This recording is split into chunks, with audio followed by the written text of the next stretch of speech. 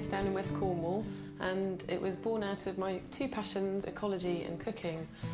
I teach people how to forage for wild food, how to cook it, and we all feast together.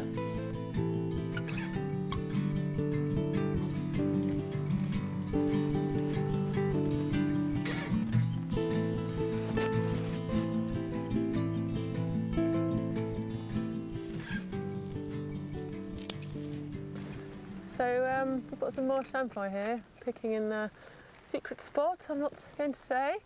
This is what we're going to have. This is what people call sea asparagus or poor man's asparagus. It's very salty, it's a real delicacy. If anyone's eaten samphire in a restaurant, they will have had this marsh samphire.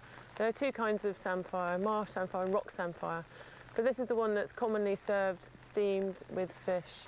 And you put it between your teeth and pull it between your teeth. And then you're left with a woody core at the end.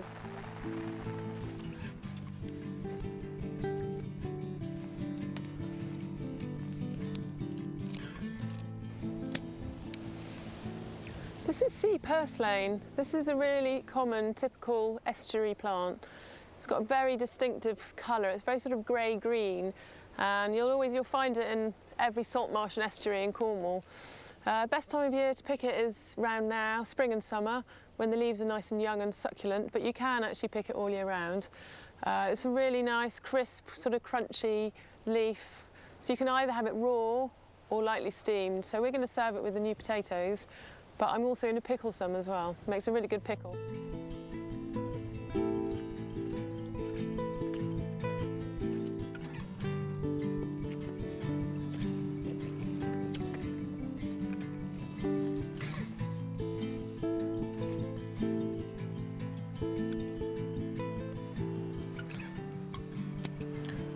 Okay, here we have some rock samphire.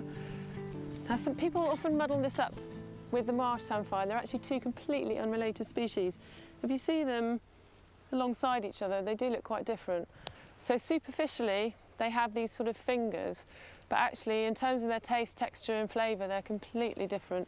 This is salty and fleshy, and this has quite a carroty sort of flavour. It's very strong.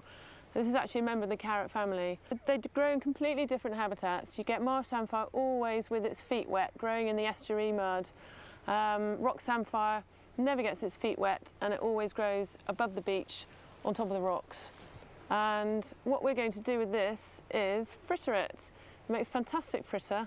If you dip it in buttermilk and seasoned gram flour, deep fry it, it's absolutely delicious. So we're going to have that alongside our steamed marsh samphire. So we'll have the two samphires on the same plate.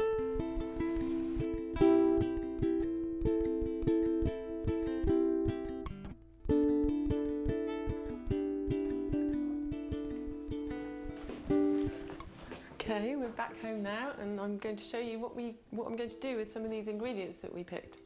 Now, salsa verde or green sauce is a really punchy sauce that you use often with oily fish or with meats, and you want some really strong greens in there. So rock samphire has a really strong taste, so that's going to be one ingredient. I'm going to use some black mustard that grows on the sides of roads and on waste ground, basically. It's a coloniser of disturbed ground, so that's got a really punchy, strong taste. And then I'm going to use wild chervil or cow parsley. Everyone knows what cow parsley is.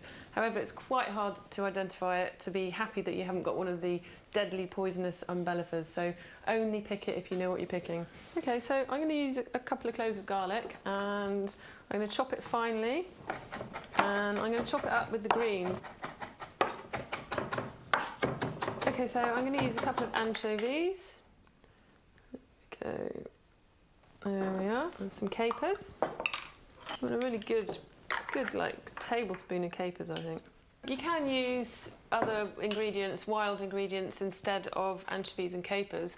Anchovies are actually quite rare now, so you could use salted Cornish pilchards, and instead of capers you could pickle three-cornered leek buds, which we sometimes do in the spring. Okay, so I'm going to add the other ingredients now. Dijon mustard, put it all together. Red wine vinegar.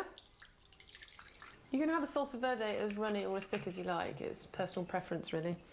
And some olive oil. Okay, and I'm going to season it with salt and pepper. So that's done now. Voila! So one of my favourite things to do with rock samphire is to fritter it, and today we're going to put it into buttermilk. I'm just going to dip it into the buttermilk and then straight away into seasoned gram flour, get it completely coated all over, and then into the hot oil. And it literally only takes about 10 seconds. Okay, so here's the fritter.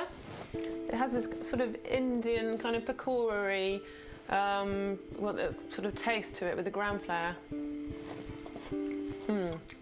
Absolutely delicious. I'm just preparing the mackerel. I'm just going to season it with salt and pepper.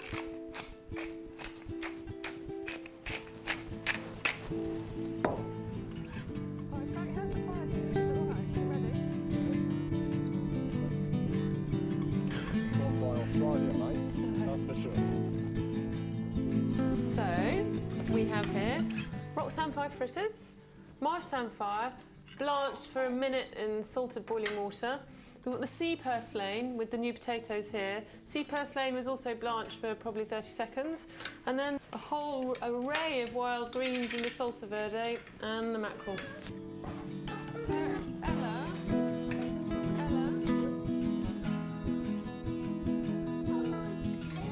These greens are very, very good for you. But there's nutrients in these greens that you'll never find in farmed vegetables. It's not small.